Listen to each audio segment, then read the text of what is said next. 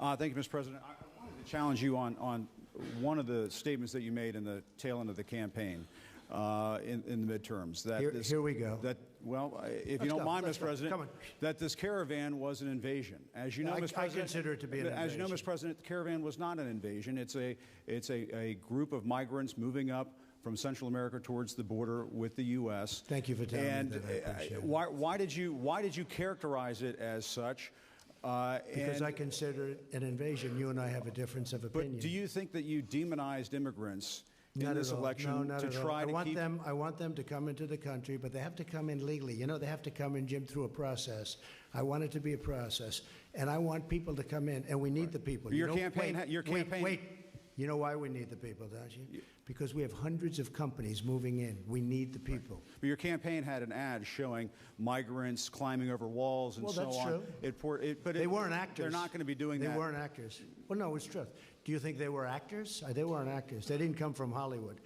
Right. These were people. This was an actual, it happened a few days ago. And they're hundreds of miles away, though. They're hundreds and hundreds of miles away. That's not an invasion. Honestly, I think you should let me run the country. You run CNN. All right. And if you did it well, your ratings would be much better. If I may ask one other question, Mr. President, if I may ask one other question, are you worried? That's enough. That's enough. Mr. President, that's enough. I was going to ask one of the other folks. That's enough. Pardon me, ma'am. Mr. President, that's enough. Mr. President, I had one other question, if I may ask, on the Russia investigation. Are you concerned that you may have? I'm not concerned about anything with the Russian investigation because it's a hoax. That's enough. Put down the mic. Mr. President, are you worried about indictments coming down in this investigation? Mr. President. I'll tell you what, CNN should be ashamed of itself having you working for them. You are a rude, terrible person. You shouldn't be working for CNN. Go ahead.